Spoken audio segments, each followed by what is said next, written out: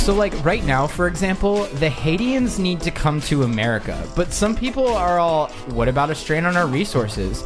Well, it's like when I had this garden party for my father's birthday, right? I put RSVP because it was a sit-down dinner. But some people came that, like, did not RSVP. I was, like, totally bugging. I had to haul ass to the kitchen, redistribute the food, and squish in extra place settings. But by the end of the day, it was like more the merrier. And so, if the government could just get to the kitchen, rearrange some things, we could certainly party with the Haitians. And in conclusion, may I please remind you, it does not say RSVP on the statue of cheat codes. Thank you very much. It's October 20th, everybody, 2016. Welcome to episode 115 of the Cheat Codes Podcast. That was excellent, Joe. Well done. Thanks. Thank you for tuning in. We're always glad to have you with us. The next hour is us drinking a few beers and going over our favorite bits from the past week in video game, tech, and pop culture news. Today we're coming to you from a party in the Valley where we just finished playing a game of Suck and Blow. It's a card game. My name's Joe Erskine. I am your host, and I'm here with Cheat Codes producer and editor, Mr. Joe Cher Arroyo. As if. Cheat Codes core panelist, Mr. Nick Dion Golish. Hey, how's it going? On the episode, we'll totally pause at a stop sign to sort out the following news. Nintendo has pulled back the curtain on the NX and all the hipsters who will enjoy it on their rooftop parties. Rockstar markets their games differently, and it's clearly working for them. We'll talk about why the mouse and keyboard for games is just plain great. It has been for a long time, so we're going to find out why. And for the lightning round, we'll play tennis in gym class, despite our plastic surgeon's best advice. If you're a tech CEO and can successfully prove that we live in a giant computer simulation, you might be really good at a pointless board game. And the new Assassin's Creed trailer is here, so break out your cynicism, maybe? We'll see. We'll get to it. Gentlemen. Hey. It's just the three of us tonight. So, I got an interesting story about the movie Clueless, I guess. Okay. Oh. It's not that interesting, but I guess back when I was in the Air Force and I didn't have a Facebook account yet, my ex-girlfriend made me one, and she set the password as I love Clueless. Okay. For some reason, I have no idea. Was it LUV? I love Clueless? Yeah. That's pretty good. That's the origin of my Facebook account. Okay. Probably violates like terms of service because somebody else had accessed my account, but fine, take it down. I don't care. Was that her making a projection about your actual likes and dislikes? No, I think she's just being funny. Oh. I mean, it was cool, but Do you love Clueless? I mean, it's the real question. It's a fun movie, isn't it? I mean, It's fun. It's actually pretty smart, actually, for what it was. It's actually in definitely some sort of top list of mine. I feel like it's like a precursor to something like Mean Girls or something, which was actually pretty smart as well, and that high school caricature. It holds up, by the way. I watched it. Did it? Like in the last year or so. What stood out? No, I'm just saying, like, what made you decide in the past year that you needed to watch Clueless again? Oh, because I watch it like once a year. Really? Oh, you like it that much? Some point it pops up on like a list, and I can't help myself. Usually when I'm sick, I have like a set of movies: Galaxy Quest, Clueless, Happy Gilmore, Grandma's Boy. Like really, the ones where if you fell asleep, you wouldn't like hate yourself for missing the story. Yeah, got it. That's good. Okay. Anyway. It's a good story, Nick. It was okay. All right. Quickly, let's talk about what we're watching this episode down with. Part of grooming the new kids in town to be part of the popular club is teaching them it's not okay to drink Bud Light. True fucking story. So today we're enjoying some rampant Imperial IPAs from the folks at New Belgium Brewery. It's certainly the kind of libation to enjoy when you're rolling with the homies. I'm so glad. All right, gentlemen, shall we? We shall. Yeah, we shall. Number one.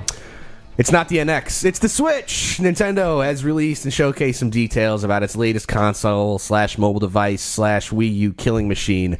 It's a tablet, it's a console, it's 2 controllers, it's 1 controller, it's a big controller, it's a painfully small controller. Hipsters like it. Yes, it uses cartridges. Yes, we will get a new Mario game. That about covers it, right? No? All right, fine, let's talk about it. It is true. It will be a console / portable hybrid thing. There's a lot of sliding things into it and out of it and docking it and undocking it. There's a lot, I felt like there were 8 different variations on the controller, man. I felt like there was a lot of ways to play with I just stuff. felt there was a lot of breakable parts. There's a lot of shit that can get lost real easy. Please tell me how you feel about the kickstand. Yeah, the little kickstand. It's just like it's like two pencils or something that stick out. Didn't they put that on like the HTC phone at some point? And people thought that was like the most revolutionary thing ever. Like they put that on like the bigger smartphones for a time, like a kickstand. They probably didn't think it was revolutionary until they put it on an iPad, though. Even to this day, I don't think iPads have kickstands. Yeah, I guess not. Yeah. Just the Surface mostly is what They just make. Oh, they're smart enough to understand to make cases that do it because right. If it the big problem is it breaking, which is the concern I have with this after seeing the Switch, announcement trailer was that tiny little flap that. That shit breaks off. Okay, it's like a keyboard, right? It's like the two little flap, like the stand of your keyboard, that shit. Like give it 36 hours of heavy usage, and those are gone. Yep. You know what I mean? So absolutely, they're like socks; they just fucking disappear. You don't even hear them break or see them go, but they're gone. And since we're programmers, that also is a problem with the Control C and Control V keys. You're not supposed to actually use those kickstands on the keyboards unless your keyboard's actually propped up on something. It's bad for your wrists because you're bending your wrist backwards more. Yeah, you don't want to do that. You don't want to do that. I know want to do that. If you have like a silly mouse like he does at work, where he puts his keyboard on top of it, then you can put the kickstand up to like level it out a little bit or something. But it's just. Oh, you mean Joe's silly mouse? Yeah, his silly mouse. Okay. Yeah, he does have a silly mouse. It's pretty silly. Well, just wait. When Apple gets a hold of it, it's going to be revolutionary. Or Nintendo, for that matter. Yeah, I guess we should make more Nintendo.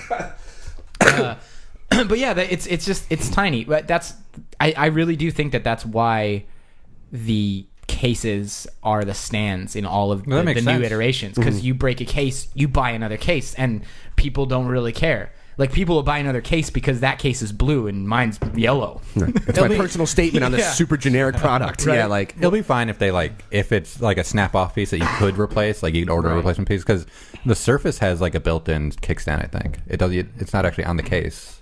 But it's like a huge plate on the back. Yeah, you're right. It does. Also. It does. But when did we think that Microsoft had all the good ideas? Yeah.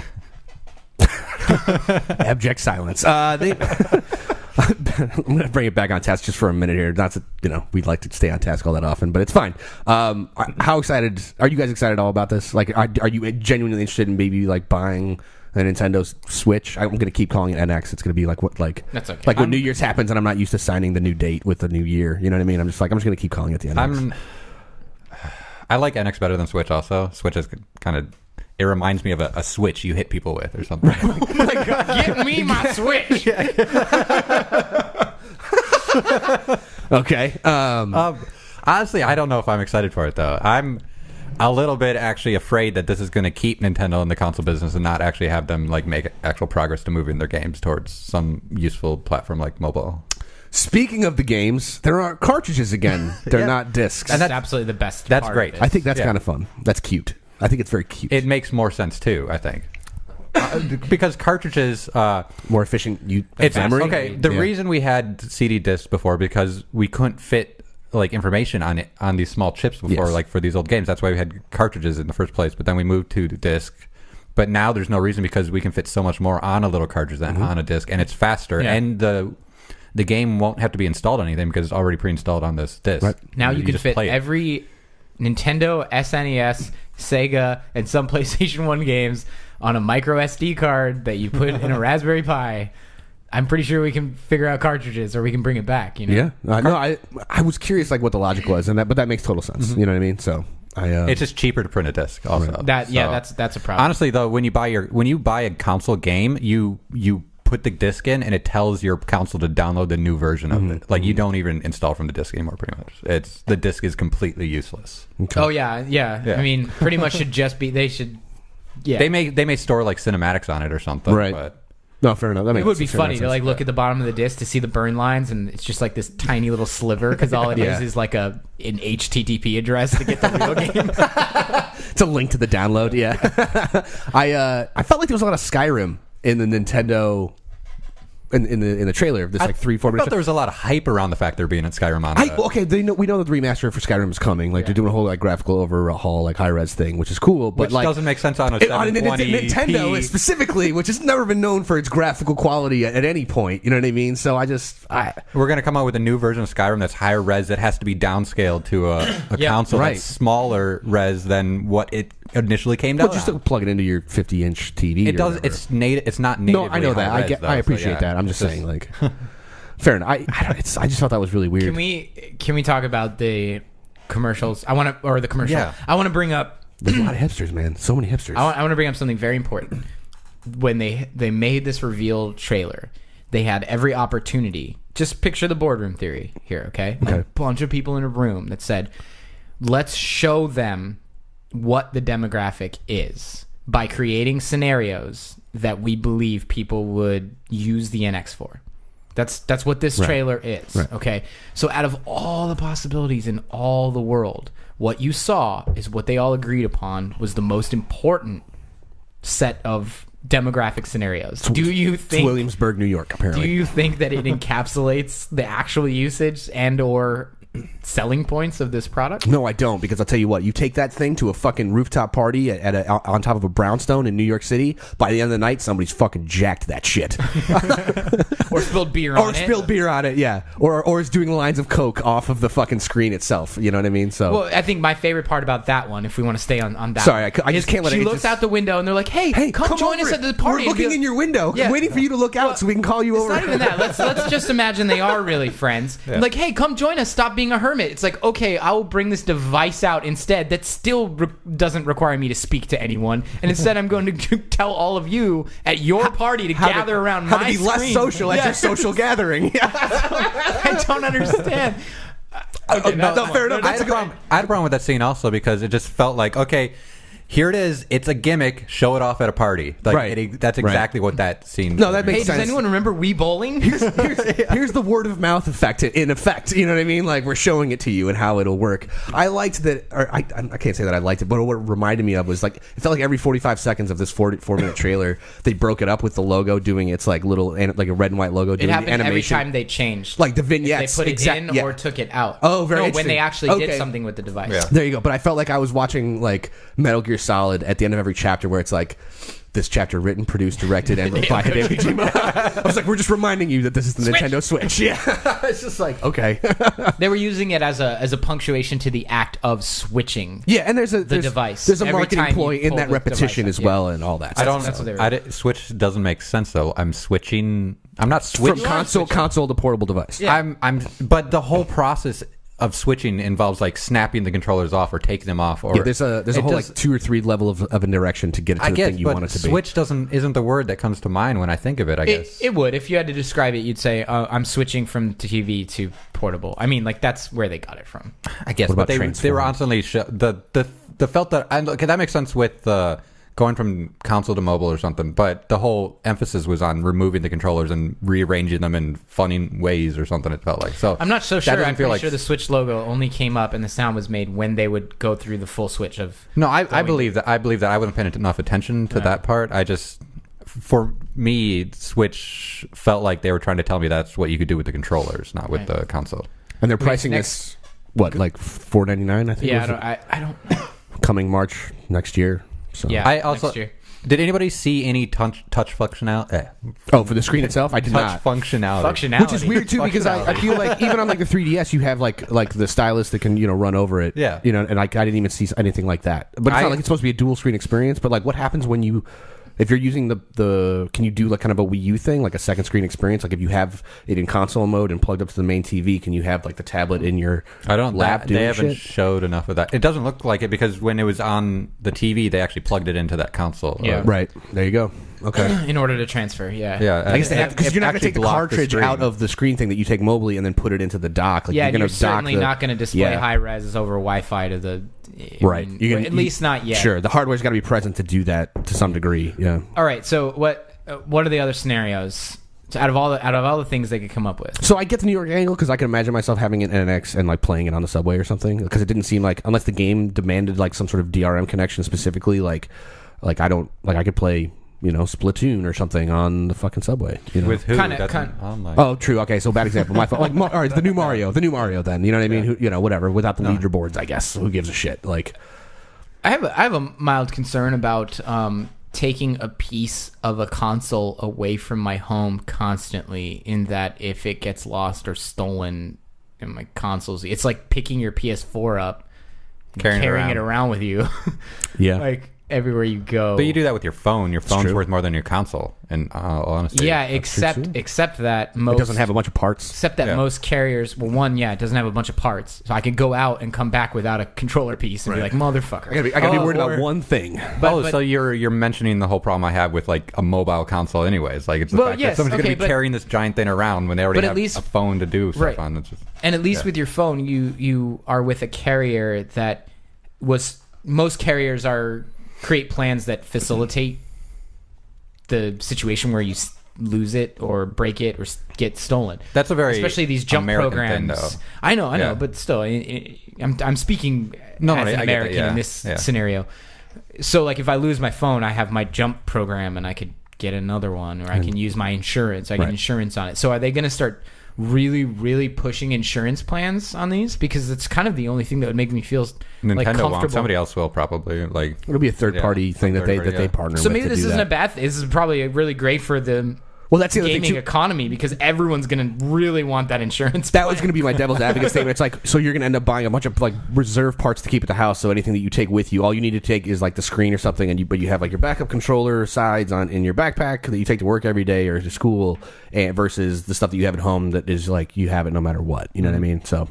Which then sort of defeats the purpose, I guess, in the long run of being a mobile, portable device versus a home console. But I mean, theoretically, they would sell more stuff. I don't know. You know what I mean? So, what part of it are you excited for? I don't know if I am excited. I think Nintendo has once again kind of broken the mold, and they're doing something wildly different. And the part of this that is weird. It's like they keep trying to be like, oh, like how is this going to stack up versus the Xbox or the PS4? And it's like. You can't. It doesn't matter. It doesn't matter because Nintendo is forever going to be its own thing, and it just doesn't have it. There's nothing else like it. So like, but it doesn't exist in the same market as Xbox or PlayStation. So let's stop forcing. That I argument. wasn't worried about that. I just like, what's the most exciting part about the trailer that you felt like really excited? You like what? New Mario, I guess. Maybe new Zelda, kind of. I mean, we played it at E3. That's cool. I mean, I'm kind of looking forward to it. I could consider it for that like aspect. But so the game's not the console. Yeah, totally. So I think that's what I've been hearing a lot from people online is like, everybody has a lot of criticism about the console, but they're excited about the games, and Nintendo doesn't understand that still, I guess. But I feel like the NX as an idea, like when you talk about it, is like a really kind of interesting and cool thing. And now that it's here, I'm kind of like, I can't agree. It's exactly what I expected in a way. Like it feels mediocre, gimmicky, and not practical. Time will tell. Time will tell. Time will tell. People will buy it, and they'll play the Nintendo games on it, which they want to do because that's what everybody wants from Nintendo is to play their games because they have fucking great games, great IPs. Pokemon Go gonna end up on the portable end? You'll be able to play Pokemon Go. I don't know. Does it have wireless access? Does it have a GPS in it? I feel like if they have like internet-based games on like a portable device, you're gonna have to. They could, I suppose. Yeah, I don't know. What's up? I feel like Nintendo is the guy at the party who's peacocking. Like they know that they're not as attractive or well endowed as the other guys at the party. I gave my love a chicken. They had really, no bones. Sorry. They understand that they can't with their integrated systems and with their hardware. The way that they've operated forever has always been just so far behind every other console in terms of hardware. And so they make up for it by wearing a fancy bright colored Hawaiian shirt and getting a fake tan and spiking their hair and wearing square tip shoes, bleaching their teeth, and their buttholes. But yeah, I feel like Nintendo. If Nintendo and Sony and Microsoft all showed up to a party, like Nintendo is the Jersey Shore guy. I think Xbox is the Jersey Shore guy. Really? Yeah. And then Nintendo's like that. That I don't know. They're that trying weird to. Guy that comes to I feel party. like Nintendo tries to attract you to them with a lot of like flashy. I feel like Nintendo is the fucking like the guy from if it's like the American Pie part, like high school party, he's the guy from like Drama Club who's really good at what he does, but it's a little obnoxious and it's a little annoying, but at the same time you're kind of like, you know what, he's all right deep down. You're right. Yeah, the Jersey Shore is not the best one because they're the kind of character that's like trying to just throw money at the problem or like show that sounds like Microsoft. And that does sound like Microsoft now that Nick points that out. Right. So maybe, I don't know, we have to define, like, you know, peacocking is not always a financial thing. It's just like a look at me, and that's like what I get from Nintendo right now. Can any of you guys remember any like kids in the commercial? Like little kids? Yeah, Nintendo's marketed at kids, and kids like to play Nintendo games. Traditionally speaking, yes. Where were all the kids that Nintendo tends to market towards in this commercial? They're not trying to this time. No, I think specifically that they're like, we're going to make this for all the people that grew up with us. Yeah, that's exactly what this was. So not the ones that are coming up. So now. we grew up, but they're refusing to grow up and adopt new technologies and new methodologies for releasing... No, it's not. You that. said it, buddy, not me. I'm just saying. It's not that. It's that they're expecting that the people that have been with them for so long want to stay the same age. They're doubling down on loyalty, not trying to foster new. That's like, hey, remember? They anticipate probably a certain amount of new revenue. When we all die, they're just going to end because they don't have any more customers because they're not focusing on acquiring new customers. No, because they'll have the Switch 4 by that point or something else. Which according to their methodology, they're still marketing to us. Like, right, it's all. I'm going to be 60 years old and they're going to be marketing me. Time is a flat circle. No, like oh my god, they're going to release our new console is the false hip, Nintendo hip. This is your bone marrow transplant. You know what I mean? Like, or whatever. Oh god. As long as I can play Mario on it, people will buy it. Yeah. And they're not wrong. Kind of. I mean, now that I think about it, all the scenarios that I criticize heavily suddenly we give Nintendo some short shrift. All the things in this commercial specifically suddenly make a lot of sense with what Nick just said. Okay. For example, do you remember when you were 12 years old and you ignored the dog that you convinced your parents to get? Now you can do it as an adult. Your dog wants to go outside. Fuck you, dog. I'll take you out, but I'm just going to sit on a fucking bench and I'm going to keep playing the game. I liked your social media post today with the trailer about basketball. Oh, yeah. Yeah, they play basketball to play basketball at a basketball court. Let's go to a basketball court and then play a basketball game near the basketball court after we just played real basketball. Right. To which some people have actually replied to this post saying that I'm not correct, and that's actually quite realistic because people who play pickup games like to sit out one or two games after they lose, thus they are just sitting on the sidelines playing. It's a reasonable scenario that they might play I want to say NX, but the Switch. Yeah, it's the NX. While they're waiting for their next pickup game, and to that I say, like, hey, loser, get back in the game. Are you kidding me? Yeah. True. Maybe you need to be practicing if you lost your last game. Yeah, no shit. Not playing 2K16. That's a very cynical response, but it's just, I know. And I was like, okay, I guess. I didn't really say that it was completely unrealistic, but what I think is, if you want to market to the demographic of people who play NBA games between pickup games next to a ball court, that's kind of a niche market. Yeah, you're definitely not going to sell a lot of consoles there. I'm trying to think. I feel like that's so. Like, I feel like they sat in a boardroom. They're like, "What about people between pickup games?" I mean, like, you have to. Okay, look, there's a scenario in which somebody would do that thing that was in the commercial, but how many units are you going to sell as a result of that marketing? You know what would sell me on that? You know what would sell me on this right now? I'm going to tell you this right now.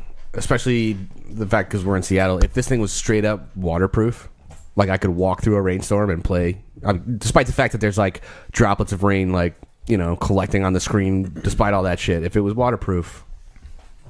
All right. It's not going to be waterproof. It could be water resistant a little bit, but... No, it's not going to be waterproof. I'm just saying, if it was, then I'd feel like there'd be more value. Especially as a portable device. What'd you guys think of the esports players? They were definitely making a push on that. That was super heavy-handed, huh? Like, they were like, hey, guy, you can practice your esports before you go play esports for real.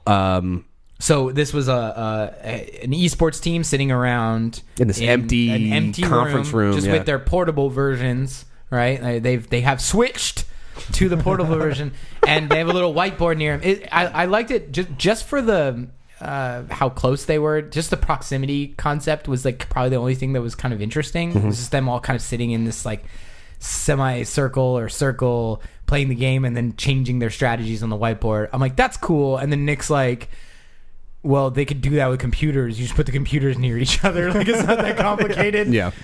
They could all do that on the Surface with an Xbox controller that they already own because that console's already out. That's true. That's one that I mentioned to Joe earlier. Like, they have that other controller that they're marketing with the controllers because nobody wants to use the little dongles on the side. Yeah, I don't know. I don't know what they're called. I guess Sure. the Switch controller stuff. The sliders. Switchels. The Switchels. So when I was watching that commercial, I was like, oh, they got an Xbox controller in it. Like, oh, that's really awesome that they could integrate the Xbox controller into it, and like people could just use their existing Xbox controller. Then I got a closer look at it, like, oh, it's this fucking stupid proprietary one that they just copied the Xbox controller. Yeah. The general shape is the same. But Yeah, it's just.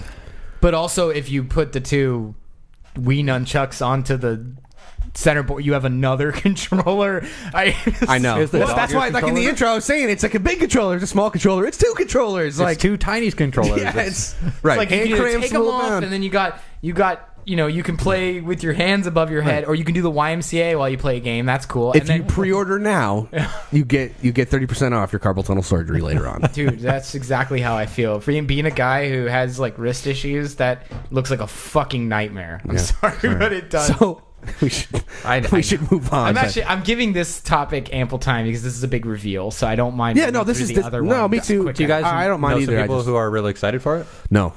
I do. My Facebook was actually lit up with positivity. Well, we know a bunch of like Nintendo people that really love Nintendo from school and stuff, and I yes, that in that sense, yes. But do I know, like, have I heard people tell me directly, like, I cannot wait for the Switch? I was about to say NX again.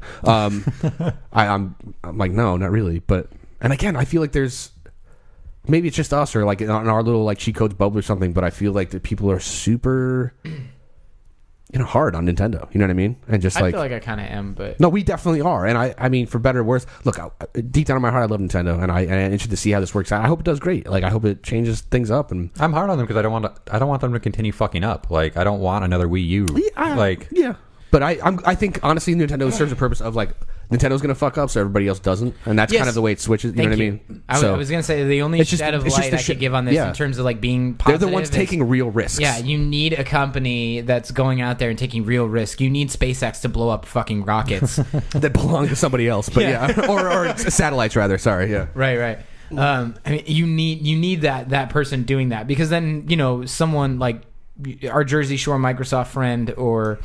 Connect. It would not exist without Wii controllers. Like movement control, you know what I mean? Like, that just wouldn't be. But I'm sorry, who uses the PlayStation Move and who uses the nobody Kinect? does. But I'm just saying. But people. But they took a chance. People started in like, but that stuff started informing VR again too, and like, and then even like with the Oculus Touch controllers or the wands for the Vive, like all that stuff came out of that. Right. Like and so far there's yet to be anything I actually like from all that. But we're still it's still iterating, guys. Still iterating. I'm old. I like controllers. I think that it's still necessary to have somebody going out there and really trying, pushing the envelope, untried things, pushing the envelope, letting other people then make it better than them. But it just sucks because that means Nintendo is that nerdy kid who does all the work, and then someone else is going to get credit for it later when they figure out how to do it. No, they get credit for it, but I feel like they're just sitting on their IP so that they can sell these shitty consoles. They have to sit on the That's IP all right they now, have. though. But they have to sit on their IP. They can't license it out because if they do, no one's going to buy this because they're going to play Mario on their phone. Correct. Yep. And that's what everybody wants. People want to be able to play Mario. They want to play Zelda on their Xbox. By the way, Mario Temple Run coming soon to iOS. I'm just saying, like, I mean, that's a good step. I feel the weirdest thing about this that I can't quite figure out, so please inform me, is selling hardware is always a negative return. Always. Yeah, it's pretty okay, so you sell hardware to sell software. So if Nintendo has such strong software IP, licensing out each title sounds like it would be more financially beneficial to them than to even bother in the console market. They can pull a Sega.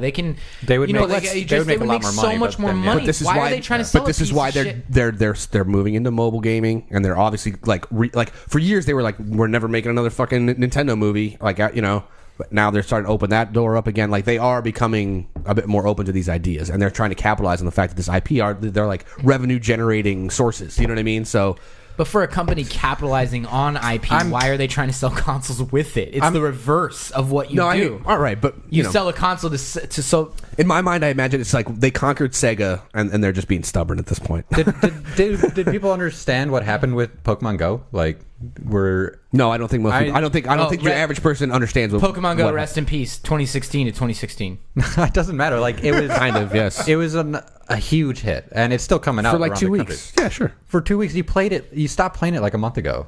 Yeah, I know, but I am definitely like an edge case. I'm in a minority. It's because the game was shallow. It didn't have a lot. It was super shallow. But it was an IP that everybody loved. I kept holding out for the trading, trading, and it never came. So yeah. But it's just all right. Come on. Yeah. Okay. Next. I'm curious. NX. we beat that one into submissions. So. Yeah. Two quick ones after number 2. All right. In the week of the news that Red Dead Redemption 2 is definitely coming, which is fucking awesome. It'll be here next fall. There will be an article. There was an article from a marketing research firm that discussed why Rockstar markets their games in a radically different way than the rest of the industry as a whole, and they succeed at it. This is us pretending to know how big business works, and not at all a cheap ploy just to talk about Red Dead Redemption 2 for real.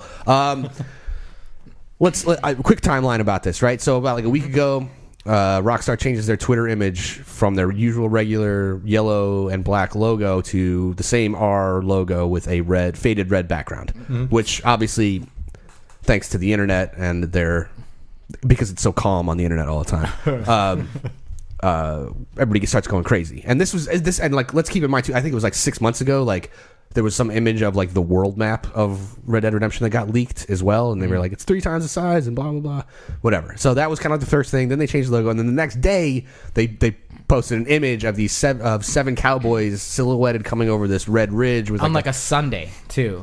Right. The whole thing about this is that nobody fucking puts marketing materials out on a Sunday. Rockstar puts marketing materials out on a Sunday because it's Rockstar and they don't give a fuck about anything. Like they don't they're bucking trends. They don't care. These guys don't even go to conventions. They don't go to E3. They don't go to PAX. They don't do booths. They don't do this shit. Like they make a good game. They spend that time working. They're like the gangster rap of you know what I mean. They just don't give a fuck about anything. You know what I mean? That kind of thing. Slay West Side. And then finally the trailer dropped yesterday or today. I'm not sure. The teaser trailer. Today. I saw it today as well. I saw it today. I think it maybe came out today then, or is it late last night? I don't know. But I'm saying like, but it's Wednesday, like it's middle of the week, which is probably like prime time marketing stuff. I don't know how marketing works. Again, we're pretending like we know how big business works, but a lot of the stuff and the way they work obviously is based on their previous success. Like people pay attention to Rockstar and are constantly waiting. They're notoriously, if some indie game dev changed his color on his Twitter, no one gives a fuck. So yes, a lot of this is predicated on established like market value, but it doesn't make it any less cool, I guess, for me at least.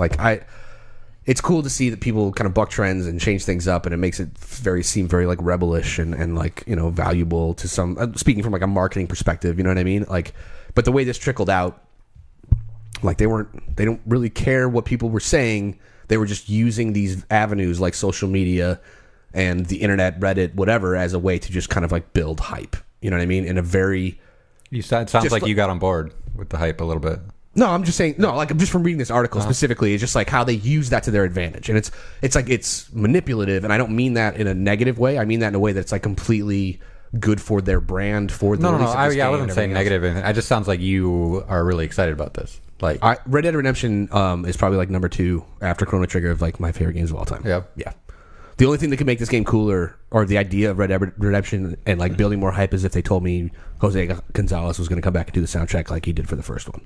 So cool. Yeah. So if Square Enix like changed their Twitter account to like a picture of a frog, you'd like, and there's like a robot in the background and like a guy with an anime haircut. Right. You'd like lose your shit and not show up to work anymore.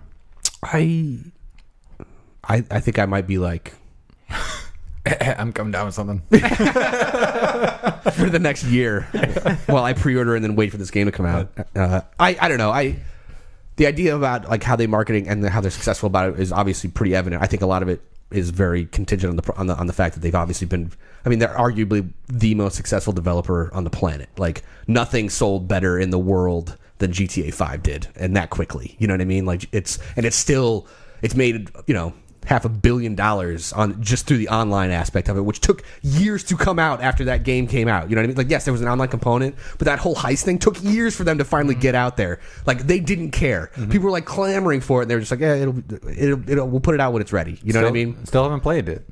The online component or GTA 5? GTA 5 at all. I enjoyed it's GTA, you know what I mean? And this article was more kind of like rough on that a little bit. They were like, oh, you know, they've been doing these like really deep single player experiences for so long, but like GTA 5 didn't iterate on that at all. And I'm like, that's not true at all. They had 3 characters that you could switch between. It wasn't just one character that you were playing. Like, no, yeah, it's. Do you know what I mean? I like how they did with it because I did follow it a bunch, but it's just. And I'm not sitting here to like they do feel jerk off Rockstar. They do feel a little saying, same, which is why I'd be more excited for Red Dead Redemption because it's a completely different world. Like, yeah, agreed. Yeah. And the Western thing is hot right now, especially with Westworld and everything else. It's kind of fun. I feel like they're savvy in how they're like, oh, people are watching Westworld. Let's put out the reveal. Cowboys are cool again. Right, exactly. We're gonna see. We got Magnificent Seven came out. We got Red Dead Redemption. We got Westworld. Cowboys are coming back. Oh, dude, even Hateful Eight and sure, all that. Like, there's a lot. Yep. No, absolutely. And I mean, it's smart. They're playing the field correctly, I think, and I think that's what that article is about. But I think beyond that, as far as what to expect from Red Dead Redemption 2, I think online is going to be a huge thing, and it really wasn't in the first one. Like they've obviously kind of figured out how to do it with GTA 5, and I think they're going to incorporate a lot of that. I think that's going to be a huge thing. From a marketing standpoint that could be too. cool. I don't really see why a company would do it any other way. Like, if you have any clout and you have any following whatsoever, like even in the hundreds, there's no reason why you wouldn't reveal something in a spoon-fed kind of way. Because what you get to do is just incite some type of conversation about what you might be seeing. That's right. Like, I'd have no problem, like, even a game no one's ever heard of yet, you just, like, show a screenshot of something that may or may not make sense at the time. Mm-hmm. Because then people might talk about it. Why wouldn't you do that? You don't tell them everything, right? I mean, the Switch may or may not. Get me my Switch. Go get me a Switch. Did you guys play Red Dead?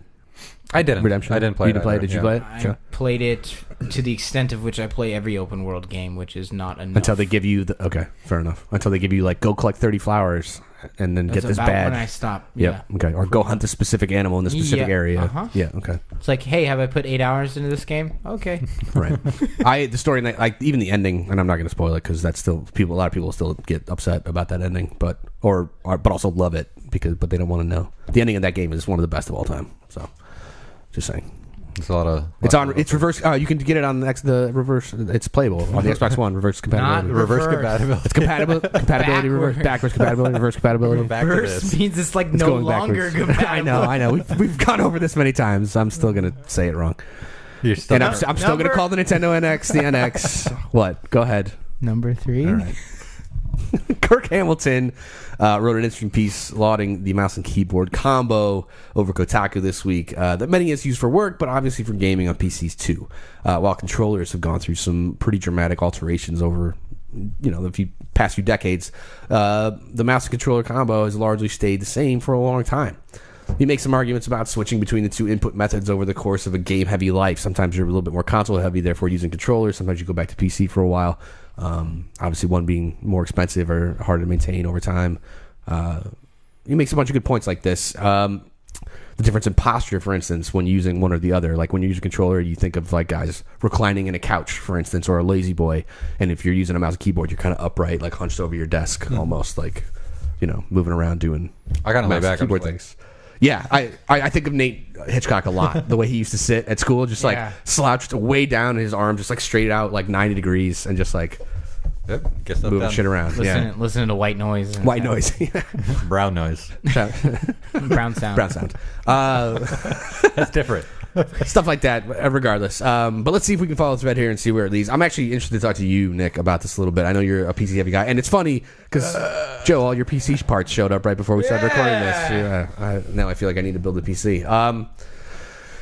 You're gonna have to ask me specific questions, or I'm gonna go off the rails here. That's fine. Yeah, because if this is a short time. Yeah. Why do you think specifically that the mouse, like while we've seen the controller, go from like, for instance, like an Atari joystick to say, I mean, think about the evolution from that to say like the Xbox Elite controller now, or even fucking the Switch controllers, big or small, one or two. Let's not talk about that. Yeah, fine.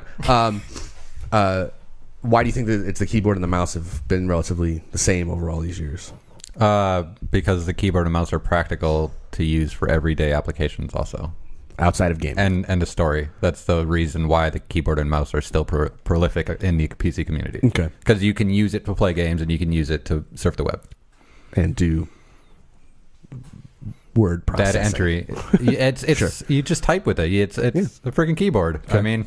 And I guess, what would you consider an iteration on the keyboard, though? Like from a typewriter to like an electronic keyboard, or like even a Dvorak version versus What do you mean, like the one? next version of the keyboard, or what the next version of the keyboard will be? Yeah. It's going to be the keyboard, a QWERTY-style keyboard, exactly as you have. It's never going to change unless there's like some huge revolution for like VR input technology or something. But or the way we use it, like the girl in Ghost in the Shell when their fingers open and all of a sudden she's typing with like 30 mini fingers as opposed to just 10. You know what I mean? That kind of thing. Okay. It's just people buy a computer because it's a multi-purpose tool, and the keyboard is a multi-purpose input device. Okay. It's exactly that. So I mean, you can use it for everything. All right. Okay. So speed and accuracy are also an issue, especially when playing games with a mouse. Definitely. Yes. And the mouse, if there's going to be one of the two components that's been iterated on more than the other, it's definitely the mouse. The mouse is way more crucial to playing games. Correct. Of course. I would absolutely agree with that. But do you think that that's been iterated on more because of gaming than say,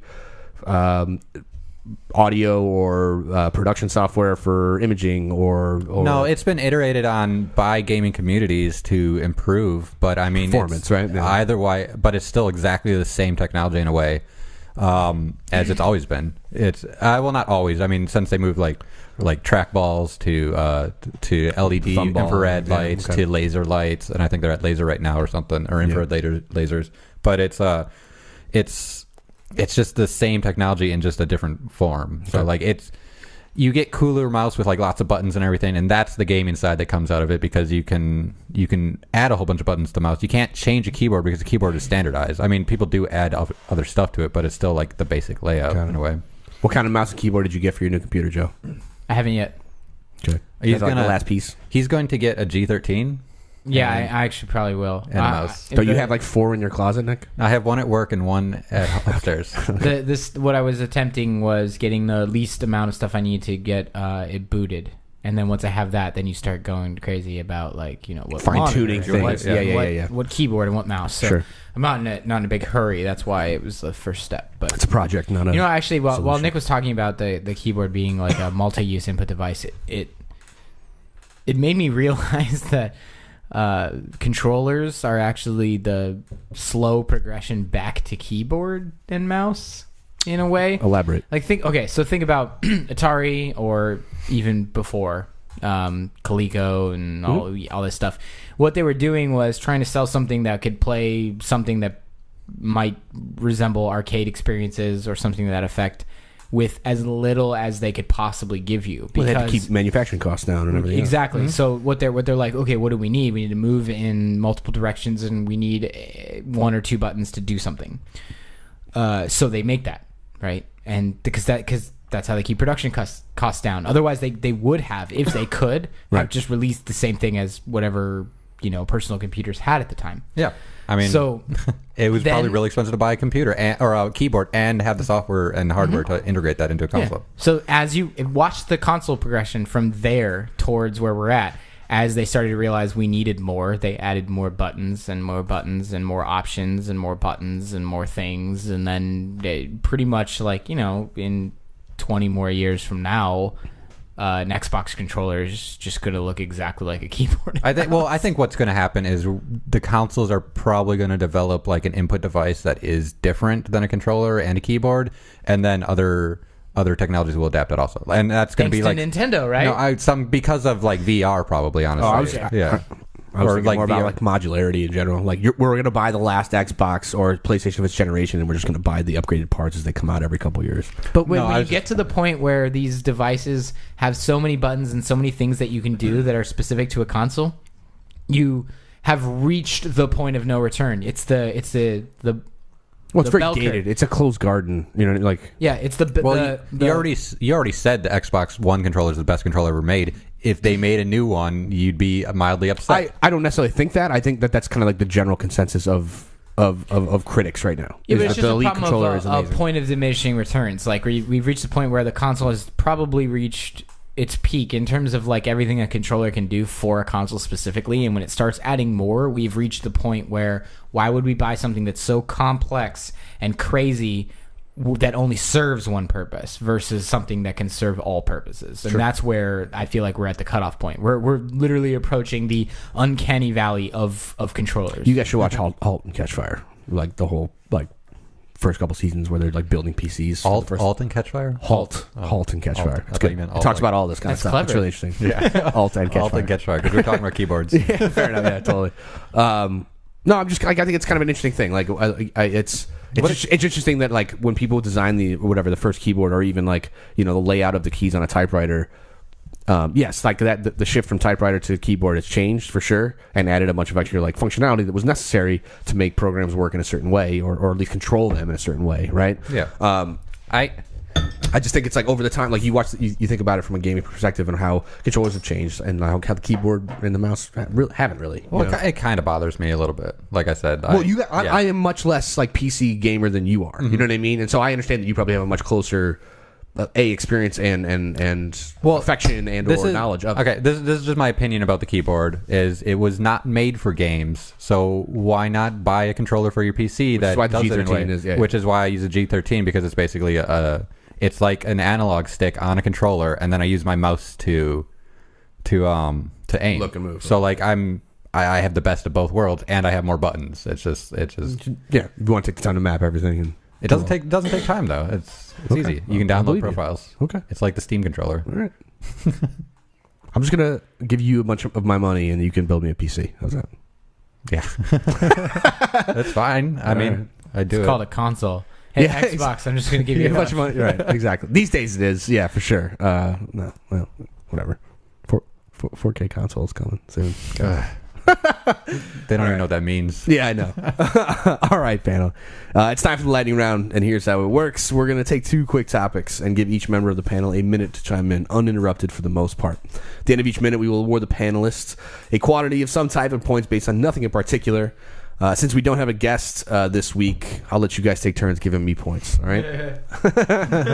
All right. Topic, the first or fourth, depending on how you're keeping track. It's always. He says that every time. every fucking. I say a lot of things every episode. What do you mean? No, like it's a fucking scripted show. What the fuck do you want from me? First or fourth? That part's not scripted. You still say it every time. Okay.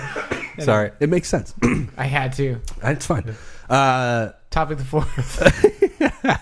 Are you an anonymous tech CEO? Do you think you can prove that we do indeed live in a computer simulation? If you answered yes to all of these questions, boy, have we got some incentive for you. There's a board game out from Sam Alter called The Simulation.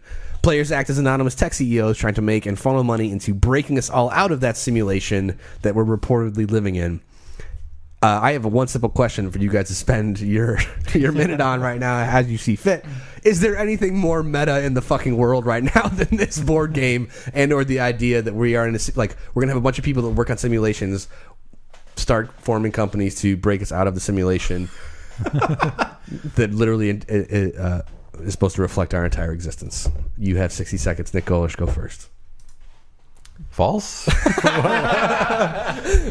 Is there anything more meta than this? Is with the question, I guess. It's pretty meta. Well, or you know. Am I excited about this? I think you don't need to be excited. No, about I read anything. about this a little while ago. I think maybe like a week or two. Do we? I mean, are we going to go back to the conversation? Like No, I didn't want to. I just thought that this was really interesting. It's my minute, Joe. Okay. Sorry. You're right. That's right. Okay.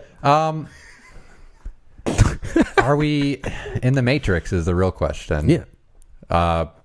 Probably, but doesn't matter. Probably not. Also, like it's not a big deal.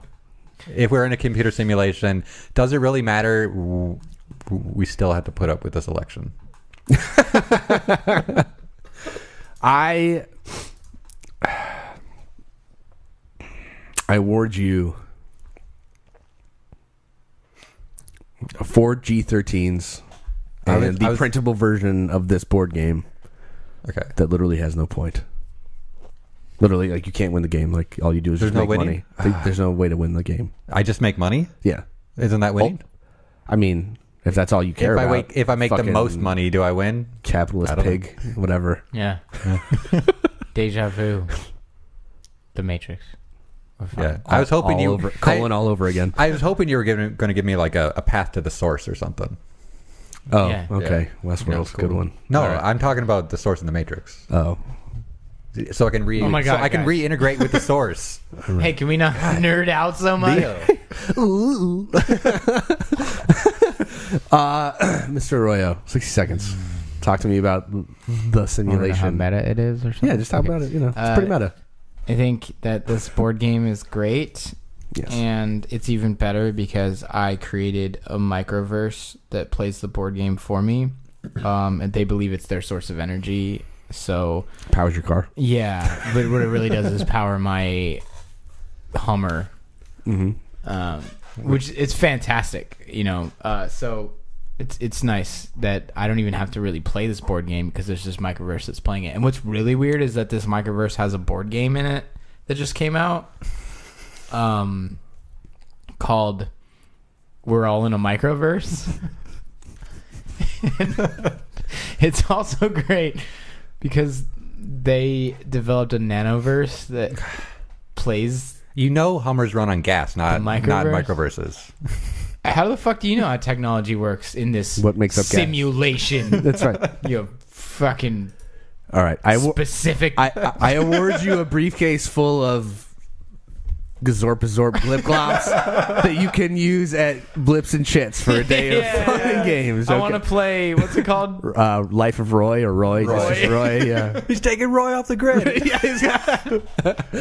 All right. George. I feel like this whole thing is Dan Harmon's greatest work. Like he's just like, it's so fucking meta that like it's not Rick and Morty, it's not Community, it's not that failed TV show with Jack Black from like the early 90s or whatever. It's this thing where like I'm just gonna start sowing the seeds of this idea with like tech and Silicon Valley people where this. Everyone is a lizard person that like rules our existence, but we're also just living in a giant computer simulation that we can't break out of.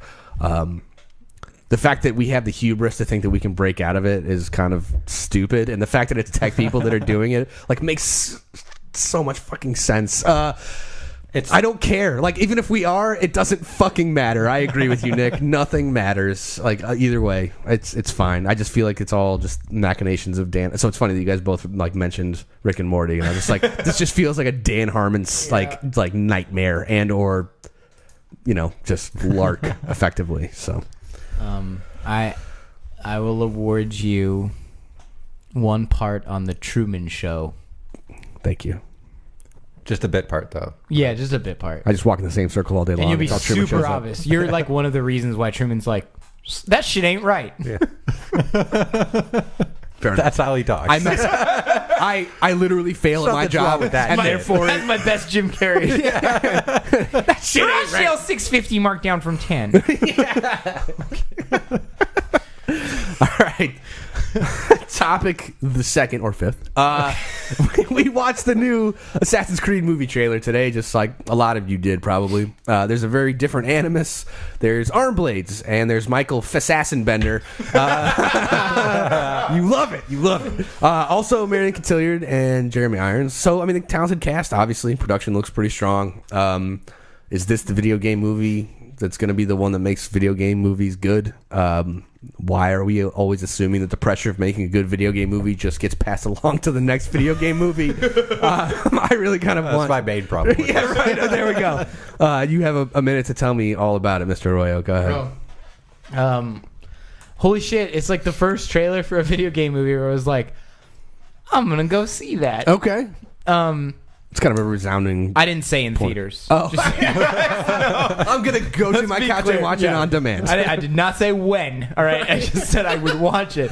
That's a start, though. Now we're in talks. The war might be over. We might actually have something interesting. I liked it. I think the Animus thing was super weird, but the directors and writers actually a really good point where it's not entertaining to watch a guy lay on a fucking bed when they're in this Animus, so it makes more sense to put them in a scenario where they might be able to see their real actions, especially because they wanted to emphasize the character outside of the animus in the story much more, than the story itself, which is intriguing. So there's a lot of pieces of this that I hated the first trailer, and this one I actually I'm like mildly excited that they're on the right path. So good on you, and hopefully it doesn't bomb.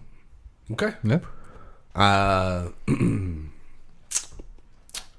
I'm sorry I was so positive. I'm usually I know. Video game movies. This is why I kind of want to talk about this, because it felt like everybody around us, especially today, like when it got passed around in Slack at work, I was like, we work with a bunch of video game developers. It's kind of like, oh, this is interesting. You know what I mean? Like, I award you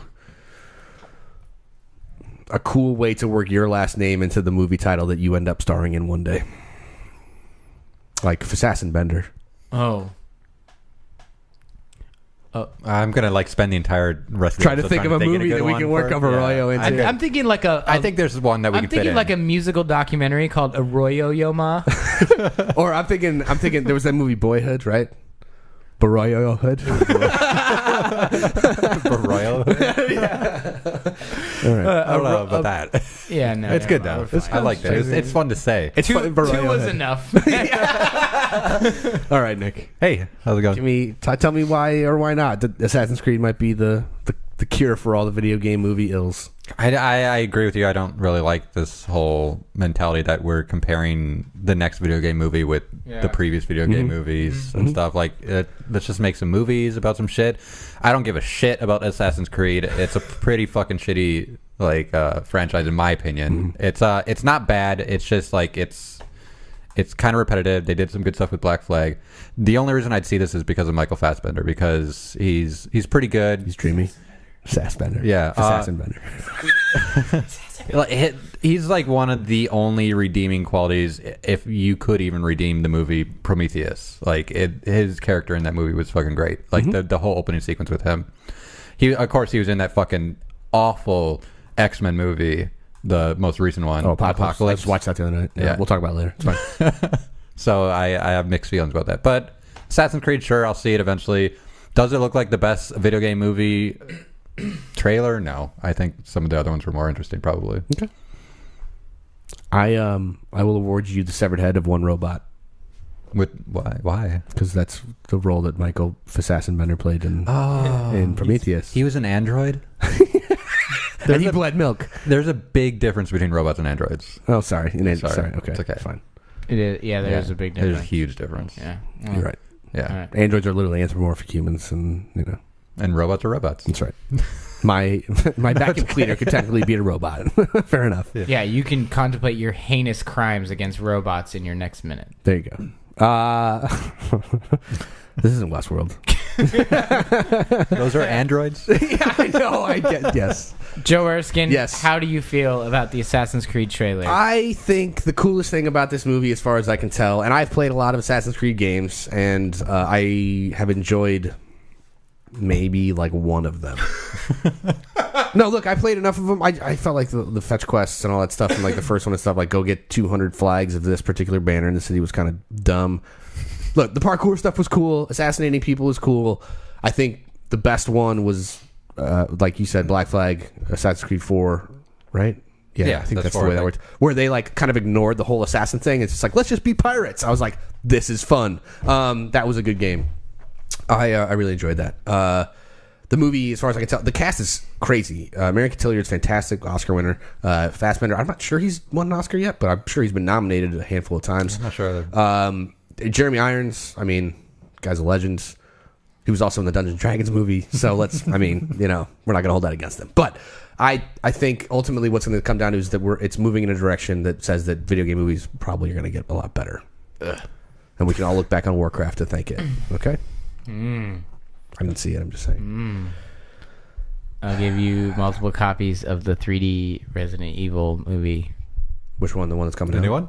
No. The final chapter? Final chapter. No. I'm excited for that one. Oh, you mean the 3D one they put in 3D for the first time, when he threw the hammer at the screen? It was oh my god, I'm gonna get hit by the hammer. Yeah, I got it. Well, let's see. There's Apocalypse, I can't remember them all. Break this down. I'm trying to remember how many there are. I mean, I've seen almost all of them. I feel like when we talk about video game movies, though, like I don't think about Resident Evil because what they did. What's cool about the Resident Evil movies as video game movies is like they departed from so far. And that's kind of what made it great. Yeah, totally. That's why. That's why there's like 7 of them. Exactly. Like that's why they kept that franchise alive as far as a movie thing. Like you know what I mean. Like more people probably know the movies than they do the video game for that matter at this point. You know what I mean. The first movie, they're like, okay, we're going completely off the rails. Yep. All the fans were like, that's cool. We don't care if you fuck anything up. So like, just do whatever they want. Yeah. And they made their intentions pretty clear. No, I think that's accurate. So and that's a smart idea. Mm-hmm. Yep. Except for when they brought Nemesis into the Resident Evil movies.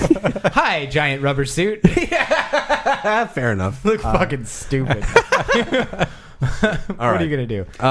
What about wouldn't you think that like some of the best video game movies would come from like super old games that didn't have great stories but had great characters? No, I think the best ones would come with like great worlds, probably more than characters. I guess that's what I mean. Yeah. By that is the idea that when we've reached a realm where a game that you play is a story in and of itself, so trying to adapt that into a movie is a giant question of should you do this? Should you do this? Yeah. Right. The answer is no. You should just create something that exists inside that wonderful world that somebody else created for you. Yeah, I think that's probably the right way to do it. Which is why, I think you want to see a Gears of War movie? No, Exactly. You don't want to. If you did, I think Gears of War doesn't work in the right way because I think it has the Warcraft problem where like everything's kind of disproportionate. Like the way Warcraft works because it's a little bit cartoony. You know what I mean? And it's a little like in the game. I mean, not necessarily the movie, but like the armor's too big. Everything's kind of like exaggerated. All their other characters besides like humans and elves are not humanoid. Like they got like large orcs, which like they're completely disproportionate from like humans. Yes, but I'm just saying even like humans wear like really weird like disproportionate armor. Yeah. Like you know what I mean? Like that stuff doesn't necessarily work. It doesn't translate in a way that like builds. I can tell a different story. But like you know the thing, like if they did a Gears of War, it's the same thing. It's they would tell like, a completely different story, and everyone would look really weird and stuff. Yeah. But then they'd have to do that one shout out to the audience where they like do a camera angle where it's the roadie run while they're trying to get end cover, and you'd be like, and all the fans would be like, oh, and like no one else would give a flying. Well, I had that moment too where like today watching the Assassin's Creed trailer where like Jeremy Irons literally says like we've traced your lineage back 500 years to the Assassin's Creed. Yeah, and it was like it's hilarious. I love when movies say their own title in the movie. The titular line. Yeah, it's come on, man. Saying your own movie title is hard. I feel like we have to remind the audience. Come on, go ahead. Sorry. Yeah, no. I just think about any other movie, right, that existed that had a cool name, and then picture them saying it. Well, like imagine if they did it really well in Eternal Sunshine of the Spotless Mind because she actually told like a poem that was the title of the movie. Like she did a poem by some pope or something that actually had Eternal Sunshine of the Spotless Mind. You got to get pretty creative, right? But yeah, like if I don't know, I'm trying to think of a good example, but if Bruce Willis, right, was in a building with his feet all cut up with glass, and he was like, "I'm gonna die, but I'm gonna die hard." They just say yippee ki yay. I think I might have it. See, what if the movie was called Yippee Ki Yay? Then you'd probably hate the movie. Yeah. Right? I'm pretty sure one of the newer diehards used Yippee Ki Yay as like the tagline at some point. So well, they didn't. Oh, maybe in the trailer or something, but no, I'm saying like on the movie poster, it's like yippee this Christmas, yippee ki yay. Yeah, like I can't judge a movie by its poster necessarily. But yeah, it's true. I'd agree with that. Like, what if, what if Princess Leia looked at Chewie and was like, "I think we just started a Star War." They did that in I mean, come on. They did it in Star Trek. In Star Trek, First Contact, the one where Picard goes back in time to save Earth from the Borg or something. Oh yeah. And Zephyr Cochrane, the guy who invented warp travel or something, he confronts it. It's like, oh, so you guys are like on some kind of Star Trek. It's like, oh. Yeah, that's one of the better Star Trek movies. That kind of thing has to be handled in a way that is like, I'm like, look how hard we thought about it to work this in so specifically. Not like, oh, I just came up with this fucking dad joke to give the fucking just so I can put the title of the movie in the goddamn movie. Okay, like, ready? Off the top of your head, pick a movie with a random title that you wish they would have said in the movie, even if it's just a joke. No Country for Old Men. Okay, that's a good one. I think Okay, I think he does it. I think he does say really? it. Yeah, I think he does say it. I can think of a lot now, actually, that do Okay, say go. it. And the first one that came to mind is The Fifth Element, because it's like one of my favorite movies. And he's like, she's the fifth element. Like, Yeah, that movie should have been called Meat Popsicle. Negative. I am a meat popsicle. Another Bruce Willis movie. Yeah, once again. Give me one. Dazed and Confused. Yeah, that would be really bad. Right? Like I just bro, supposed to I'm so dazed and confused right now. Like, all right. I feel like it'd be more of like the mom busting in the door and be like, "Are you kids dazed and confused right now? Yeah. I'm hip. I'm with it." Nick, give me another one. Just some movie off the top? I can't think of any good ones. Like, I'm just trying to think of like ridiculous titles. Don't even do that. Just give me any movie. Ready, go. What's the first movie that comes to Lord of the Rings, Fellowship of the Ring. That's pretty good. Perfect. Imagine that scene. Yeah. I am the Lord of the Rings, comma Fellowship of the Ring, follow me, or something like that. That's pretty good. All right, that was good enough. All right. That was the one I wanted. It's rare that we have like the post lightning round recap on that. That's pretty good. We've done it. Episode 115 is in the books, so to speak. Everyone, thank you very much. Please hit us up at cheatcodespodcast.com, Facebook, Twitter, and get in on the conversation. That's going to do it for us for now. Make sure to check out the Patreon page. You can become a patron for as little as $2 a month, or any number Or higher more. than that. More would be More is good. Thanks to everyone who's jumped on board so far. We really appreciate it. We'll see you next week. Until next time, we'll be seeing you. Yeah, I hope not sporadically. Oh, God. Clueless. We'll see you. Did they ever say Clueless in the title? We need-